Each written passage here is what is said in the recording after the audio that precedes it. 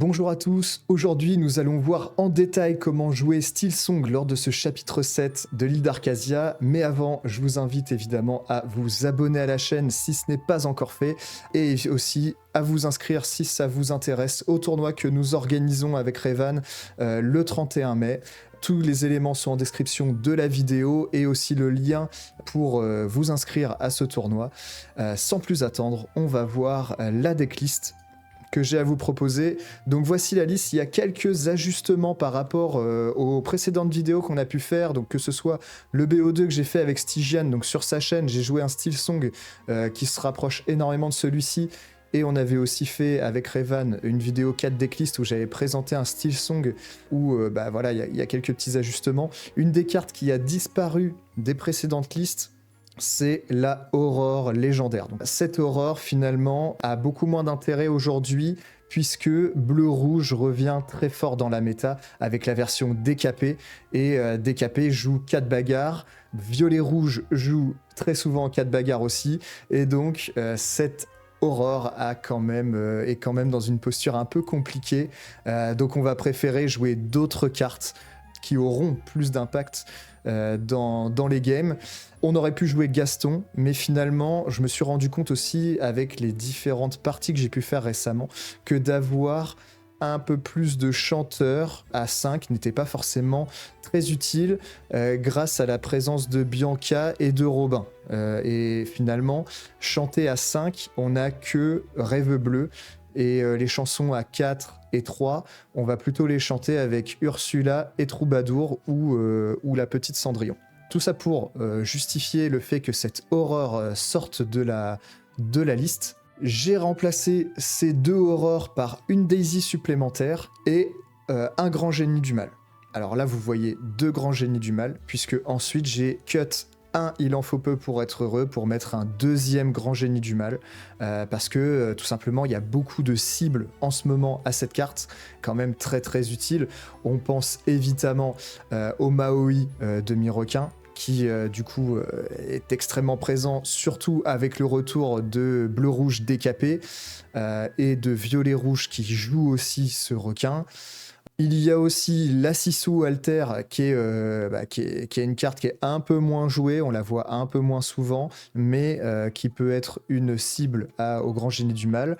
Il y a une carte qu'on voit assez souvent en ce moment, puisque c'est un deck qui est plutôt bien représenté, c'est le vert gris avec le Pat Alter, Pirate de l'espace, donc une carte en plus qui embête énormément Steelsong parce que ça nous empêche de chanter avec nos personnages, et en plus il a résiste +1, donc il résiste à Zeus, donc ce grand génie du mal va venir comme ça le bannir, et tout simplement aussi parce que en mirror match, et bien maintenant on a des cibles avec Miss Bianca, et aussi on voit très souvent la Cendrillon Cœur Vaillant. Donc voilà, c'est des cartes qui, quand elles arrivent en jeu en miroir, elles font mal, donc on a comme ça de la gestion directe pour aller les chercher, donc ce grand génie du mal a quand même un grand intérêt dans la liste. Sinon pour le reste, j'en ai déjà parlé, je vais pas trop m'attarder. On joue globalement, donc là pour les ratios, on joue 11 T1, on joue 8 T2, 9 T3, et ensuite on joue 9 T3, ça peut paraître peu, mais on a aussi Robin qui peut se jouer T3. Ensuite on a les T4 avec Bianca et Réponse, sachant aussi que des cartes comme Ariel qui va chercher nos chansons va être souvent jouée au T4, on va en parler après. Et ensuite on a la Cendrillon et les chansons, voilà, donc une liste assez classique. On va maintenant passer sur les lignes de play du deck et sur un peu plus en détail de comment se joue ce deck. Donc là pareil, la slide elle est assez fournie, on va y aller étape par étape. La première chose, c'est le début de partie, comment est-ce qu'on mulligan avec ce deck, en partant évidemment du principe qu'on ne connaît pas ce que joue l'adversaire. Donc vraiment, votre meilleur T1 du jeu, c'est la Cendrillon avec Méloman 3. Surtout si vous êtes premier, eh bien cette Cendrillon va pouvoir chanter Perdu dans l'hiver, surtout Perdu dans l'hiver, c'est vraiment très fort avec elle, et Plus ardent que le feu des volcans. Ensuite, en fait, on va essayer d'avoir une sortie un peu curvée. On va essayer d'avoir un tour 1, ensuite un tour 2, un tour 3, et voire même 2 tours 3 parce que on va vouloir garder en main le Pat pour le jouer tour 3, essayer de garder son board au tour 3 pour ensuite jouer Ariel au tour 4 qui va nous permettre de chercher une chanson et de la chanter directement, que ce soit avec notre tour 2 mais aussi avec notre tour 3. Donc on va pouvoir gérer comme ça le board adverse tout en ayant protégé le nôtre. Donc vraiment, si vous avez Pat en main de départ, gardez-le, c'est vraiment une excellente carte. Ensuite, si vous n'avez pas Cendrillon, mais que vous avez d'autres T1 comme Daisy ou Robin, et gardez-les si vous n'en avez pas d'autres. Donc voilà, c'est vraiment aussi des très bonnes cartes. Daisy va être très très forte contre les decks relativement contrôle, mais aussi même contre des decks violets ou même gris, parce qu'elle a ses 4 de vie, ça va pouvoir faire un setup à réponse assez facilement. Et ensuite, Robin, avec son alter, sera très très fort contre pas mal de decks. Je pense un peu à tous les decks violets. Ce Robin est quand même très solide.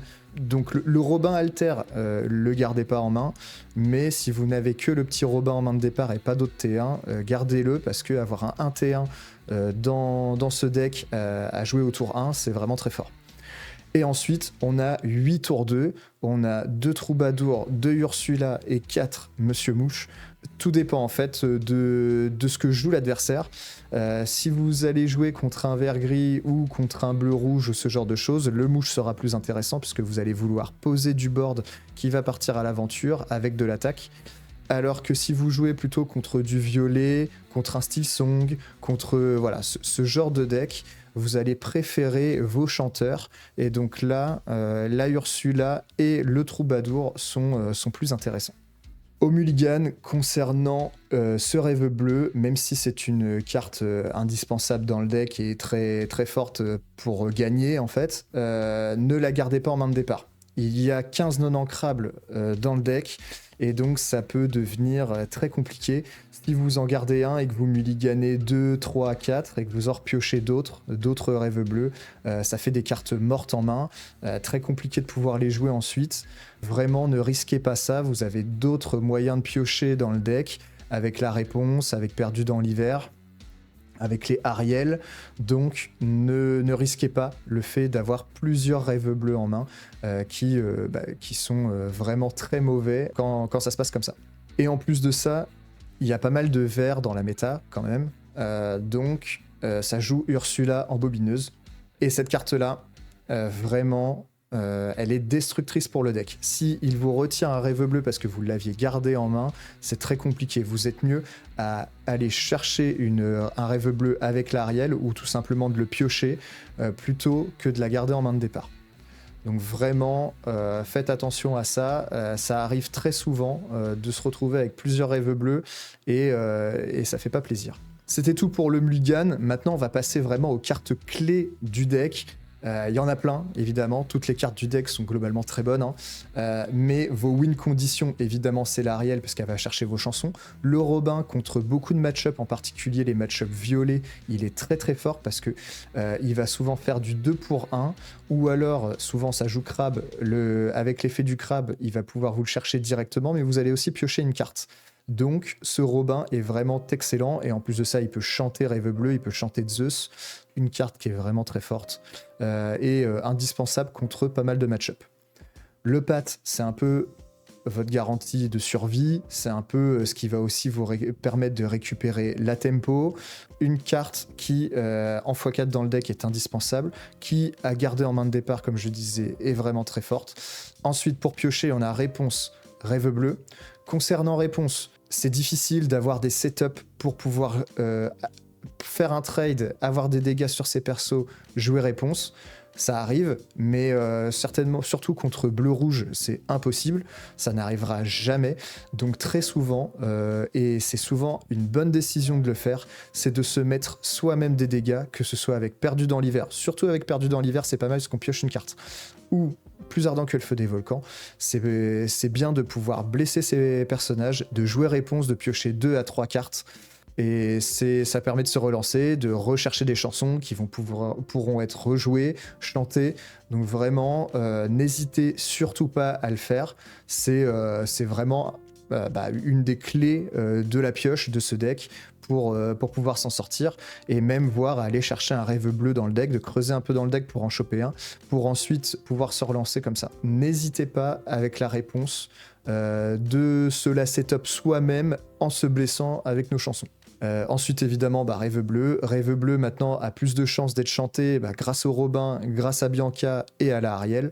Donc, une carte qui est à ne jamais jouer flat comme ça, sauf si vous avez beaucoup d'encre. C'est surtout à chanter avec vos personnages. Là, évidemment, je dis des choses qu'on connaît depuis longtemps, puisque Steelsong est un deck qu'on connaît depuis globalement chapitre 2. Donc, j'enfonce peut-être des portes ouvertes pour certains, mais toujours bien de le dire, Rêve Bleu, à chanter avec ses persos, et ensuite à jouer avant ou après le Rêve Bleu le pat pour se protéger et garder la tempo.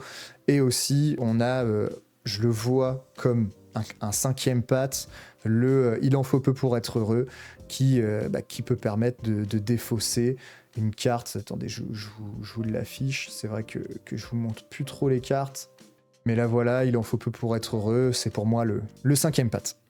Et enfin, évidemment, dans les cartes clés, on pense aux chansons, Perdu dans l'hiver, Plus ardent que le feu des volcans, Quand soudain survint Zeus, on a aussi le grand génie du mal, bref. Vous connaissez beaucoup de cibles à toutes ces cartes-là, on les joue en x4 pour les chansons grises, x2 pour le grand génie du mal, des cartes qui sont extrêmement fortes dans le deck, c'est pour ça que ce deck existe aussi.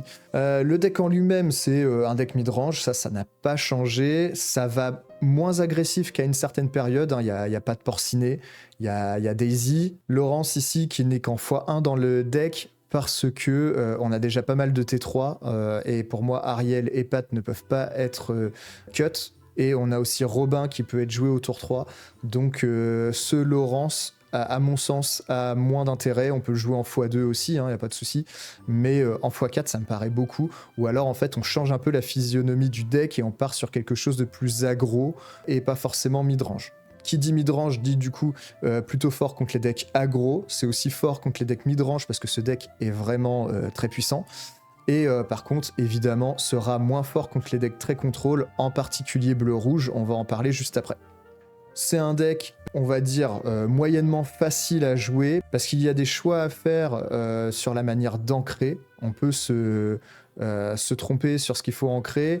Parfois, on joue nos chansons un peu trop vite, alors qu'il faut parfois les garder sur des cibles plus intéressantes. Le timing aussi du Rêve Bleu peut être un peu touchy parfois, mais maintenant qu'il y a un peu moins de non-ancrable dans le deck, c'est un peu plus facile à jouer quand même. Donc j'ai mis 3 étoiles sur 5 au niveau de la difficulté. Avant, il y avait beaucoup plus de non-ancrables. On avait les lanternes, on avait Navin, et on avait aussi les flûtes, enfin flûtes ou lanternes, et ça rajoutait forcément du non-ancrable. Généralement, on était à 18, voire 19. Là, on est à 15, c'est quand même beaucoup plus stable. On pourrait même baisser avec 14 non-ancrables, mais il faudrait cut dans une chanson ou dans la Daisy. Moi, je suis sur cette liste-là, je me sens bien avec, mais on peut baisser à 14. Concernant les match-up, on va commencer par les match-up favorables. Un des decks les plus représentés aujourd'hui et qui est un bon match-up pour le deck, c'est le violet-gris. Pourquoi ? Parce que Steelsong a beaucoup de gestion de board, et violet-gris est un deck qui est vraiment sur de la prise de board, donc on va facilement, c'est pas auto-win forcément, mais on a un bon match-up face à ce deck. No win condition, évidemment, c'est le Robin. Le Robin, forcément, il va être très très fort contre tout ce qui est violet et même contre tout ce qui est gris, grâce à ses 6 de vie. S'il est banni lors d'un trade, on va piocher une carte, et quand il bannit un personnage, il prend 2 de l'or pendant notre tour. Donc une carte qui est vraiment très forte dans le deck. Ensuite, Quand soudain survint Zeus, et même je dirais Plus ardent que le feu des volcans aussi, sont des cartes très très fortes dans le match-up, parce que on va pouvoir aller chercher toutes les cibles du deck adverse, en particulier le génie, qui du coup peut être compliqué. En fait, ce deck peut avoir des difficultés pour aller chercher les insaisissables. Zeus ou Plus ardent que le feu des volcans va pouvoir aller le chercher, carte clé du match-up, ce Zeus, et pour pouvoir chanter ces chansons, jouer une Ursula au T2 est très très fort, parce que lui il va pas pouvoir aller vous la gérer, et en plus de ça, Il va peut-être avoir peur de poser ses persos parce qu'il sait que des chansons peuvent venir derrière. Donc cette Ursula ou le troubadour, hein, c'est pareil, je pourrais vous montrer le troubadour, mais cette Ursula vraiment est pas mal. En plus de ça, avec ses 4 de vie, on peut setup une réponse, une carte vraiment très forte dans le match-up. Enfin, le pat arbitre, enfin le violet-gris joue aussi le pat arbitre, mais du coup le nôtre peut être très très fort parce que si lui joue un pat arbitre tour 3, nous on peut jouer pat arbitre sur notre tour 3 à nous, récupérer la tempo, ensuite aller chercher une chanson avec la Ariel, et là on est parti quoi. On gère le board adverse, et c'est vraiment difficile pour le violet-gris de s'en sortir. Ensuite, un deck qu'on voit très souvent, c'est le violet-vert. Violet-vert, c'est un deck avec lequel il faut se méfier principalement. On en a déjà parlé à la Ursula embobineuse, qui va forcément nous embêter. Donc contre ce deck-là, je dirais qu'il faut essayer de poser du board et de jouer Robin, qui est très très fort. On a évidemment le Zeus, comme on l'a vu contre Violet-Gris, c'est un peu pareil. Ça va aller chercher des génies. Et c'est surtout que comme il peut nous défausser, le rêve bleu peut venir comme ça nous redonner du jus, remettre du board, et ensuite des chansons pour gérer le sien. Donc c'est vraiment pas mal. Généralement, c'est un bon match-up, sauf si vous avez une mauvaise sortie et que lui vous défausse vos chansons avec les Ursula. Enfin, en bon match-up, il y en a d'autres, mais je mets ceux qu'on voit le plus souvent. Il y a le violet-bleu. Violet-bleu est un deck contrôle, et pourtant, on a un bon match-up face à ce deck, parce qu'il a difficilement de gestion de masse de board, et nous, on joue beaucoup de petits personnages. On a pas mal de T1, on a pas mal de T2 avec Mouche, on a nos T3 qui peuvent vraiment aussi l'embêter, on a Réponse qui peut nous faire piocher, on peut très facilement setup une réponse face à un violet-bleu. Un deck plutôt pas mal, et ce qui nous sauve, donc c'est le Robin. On a le rêve bleu, parce que lui, en fait, le violet bleu, il va constamment avoir beaucoup de cartes en main, il pioche énormément, mais nous c'est pas grave si on peut jouer notre rêve bleu, et comme il a pas beaucoup de gestion de board, si nos personnages sont redressés, on peut facilement chanter rêve bleu après avoir utilisé nos cartes, et donc on repart avec une main complète, et lui il va défausser pas mal de cartes. Par contre, le match-up est plus compliqué si on ne trouve pas rêve bleu. Si les rêves bleus sont stack au fond du deck, ça va être très compliqué de gagner. Et le Monsieur Mouche aussi est une bonne carte dans le match-up, parce que il va pouvoir prendre ses deux de l'or, et lui, pour le gérer, il va devoir perdre un personnage en le tradant, puisque ces personnages ont très souvent 3 de vie dans le violet bleu. Donc le Mouche est plutôt pas mal. Je ne l'ai pas mis ici, mais on voit aussi quelques jaunes-verts qu'on appellera Chernadog, c'est souvent le nom que les gens lui donnent. C'est plutôt un bon match-up évidemment, parce que c'est un deck aggro, on a de quoi gérer, on est aussi agressif en lore, et ensuite si ça ajoute Chernadog, on a de quoi le gérer avec soit nos chansons, soit le grand génie du mal, ou alors tout simplement on l'ignore et on part à l'aventure avec tout notre board. Et de toute façon, c'est gagné. Donc contre ces decks-là, généralement, ça va. Par contre, contre des versions très défausses, ça dépendra de sa sortie. S'il a beaucoup de défausses, ça va être dur. Et surtout s'il défausse vos rêves bleus, vos chansons. Mais à part ça, ça va. Ensuite, on va parler des mauvais match-up. Et là, il y a bien un mauvais match-up, c'est le bleu-rouge sous toutes ses formes. C'est très très compliqué de gagner avec cette liste-là, du moins, contre un bleu-rouge. Les seuls jaunes-gris qui peuvent gagner contre des bleus-rouges, ce seraient des jaunes-gris très agressifs. On peut gagner en commençant premier, par contre en go second sur la draw, c'est trop dur, c'est vraiment quasiment impossible, à moins que lui brique et fasse une très mauvaise sortie. S'il ne fait ne serait-ce qu'une sortie convenable, le bleu-rouge roule sur le style song. Voilà, c'est comme ça. En plus, en ce moment, on voit beaucoup de versions décapées qui jouent des manoirs, qui jouent des Maui requins, des Sisu, des Maui charge. Et donc là, tout ça fait que c'est compliqué de gagner contre ce deck. La seule moyen de gagner, c'est de gérer ses menaces avec nos chansons et de pouvoir quand même piocher avec réponse. Par contre, franchement, ne piochez pas avec rêve bleu, parce que là, il va dérouler. C'est beaucoup trop difficile. Ils ont perdu Flavorsham. ce qui est leur faiblesse. Ils ont du mal à piocher. Par contre, ne jouez pas Rêve Bleu contre un bleu-rouge. Là, ça va être compliqué sinon. À moins qu'il ait une main complète.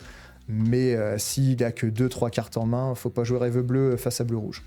Privilégiez la pioche avec la réponse en vous blessant vous-même, parce que sinon, de toute façon, vous n'aurez jamais de setup à réponse face à un bleu-rouge. C'est les seuls moyens de gagner. Évidemment, le pat est aussi une carte indispensable face à bleu-rouge, puisqu'il joue énormément d'actions. Et aussi, soyez prêtes. Donc, le pat, la Daisy pour aller vite, et les Zeus pour gérer les requins, c'est vraiment les cartes qui sont fortes dans le match-up, même si c'est trop compliqué de gagner. Ensuite, j'ai mis vert-gris en match-up plutôt défavorable, même si je dirais que c'est presque 50-50, tout simplement parce que, à nouveau, il a la Ursula en bobineuse. Je vais souvent la montrer, celle-ci, hein, mais c'est une des menaces du deck. Mais aussi, il y a le pat arbitre dans leur decklist, et le pat alter qui, lui, est vraiment une menace pour le Steel Song. Donc c'est à cause de ces cartes-là que j'ai mis que le vert-gris était une menace pour le Steel Song. Après, les manières de gagner, c'est quoi? C'est évidemment de nous-mêmes jouer le pat pour récupérer la tempo, de jouer nos chansons style Perdu dans l'hiver, Plus ardent que le feu des volcans pour aller gérer leurs diablos. En fait, souvent, leurs diablos auront du mal à piocher, puisqu'on a beaucoup de gestion. Et ensuite, il faut réussir à chanter Rêve Bleu. Si on arrive à chanter Rêve Bleu, on remet du board, on a des chansons pour gérer, et là on est pas mal. Le grand génie du mal est aussi pas mal pour aller gérer ce pat pirate de l'espace, donc c'est pas mal. Si j'avais un conseil contre ce deck-là, ça serait vraiment, en main de départ, d'éviter peut-être d'aller chercher vos chansons, puisqu'elles peuvent être défaussées avec Ursula, mais plutôt de chercher des cartes de board. Donc je pense à Robin, à Daisy, à Monsieur Mouche, à Pat, et ensuite à Bianca. Voilà, c'est vraiment ces cartes-là qui vont embêter le vert-gris, parce que vous allez poser du board, vous allez partir à l'aventure, et s'il veut les gérer, va falloir qu'il arrive à chanter, mais vous avez vos pattes, ou alors il va devoir se casser les dents dessus. Un vert-gris, c'est un deck qui en début de game a du mal à mettre du board, donc faut y aller quoi. C'est un peu votre porte de sortie. Poser du board. Le Laurence aussi est très fort dans le match-up. Donc voilà, c'est mes conseils contre un vert-gris. Et enfin, un des match-ups qu'on voit très souvent, c'est le violet-rouge. Alors, en soi, c'est plutôt un match-up positif, le violet-rouge, si on a une sortie correcte, avec les rêves bleus au bon moment, avec les pattes au bon moment pour empêcher Soyez prêtes, avec nos personnages qui prennent du lore, qui gèrent aussi le board avec les chansons, on a en soi un très bon match-up face à violet-rouge. Par contre, si on n'a pas rêve bleu, ah là, le match-up, il est plus le même, hein.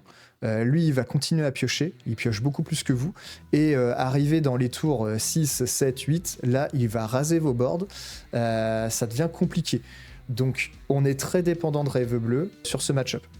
C'est donc pour ça que je l'ai mis en match-up défavorable, non pas parce que c'est compliqué de gagner contre un violet-rouge, mais plutôt qu'il faut faire attention et qu'il faut réussir à toucher nos Rêves Bleus contre lui, et à empêcher qu'il joue Soyez prête. Donc pour empêcher ça, il y a le pat, et il y a Il en faut peu pour être heureux, qui qui pourra défausser une Soyez prête. C'est tout pour cette présentation. Maintenant, on va passer sur un BO2 avec Revan qui va jouer. Hey, magie du montage, j'ai pas le même t-shirt, je tourne ça quelques jours après. Tout ça pour dire que on pensait faire un BO2 suite à cette présentation de deck, mais ça fait en fait une vidéo beaucoup trop longue qui durerait plus d'1 heure. Du coup, on trouve ça plus judicieux de faire 2 vidéos séparées, donc celle-ci qui a présenté le deck, et ensuite, dans quelques jours, une vidéo où Revan jouera 2 decks différents, et moi je jouerai ce Steel Song contre, donc ça sera un violet gris et un violet rouge, qui sont 2 decks très présents dans la méta. En plus, on verra du coup un match-up plutôt favorable et un match-up relativement défavorable. Donc voilà, c'est tout ça pour que ce soit plus facile pour vous aussi de suivre les vidéos. Donc si ce contenu évidemment vous a plu, n'hésitez pas à mettre un pouce bleu sur la vidéo, à commenter aussi cette vidéo si vous avez des questions, si vous avez plutôt des choses dont vous n'êtes pas d'accord forcément avec moi. Moi le but évidemment c'est de recueillir le maximum d'informations. Il y a peut-être des choses aussi que je n'ai pas dit. Donc n'hésitez pas évidemment à commenter cette vidéo et aussi à vous abonner à la chaîne, à pourquoi pas cocher la cloche pour avoir les notifications des prochaines sorties de vidéos. Donc là, comme je vous ai dit, la prochaine vidéo sera des games avec ce style song contre un violet gris et un violet rouge. Et ensuite, d'autres vidéos arriveront aussi lors de ces prochaines semaines. N'hésitez pas donc à vous abonner à la chaîne. Et moi, je vous dis à la prochaine pour de futures vidéos. Des boujous!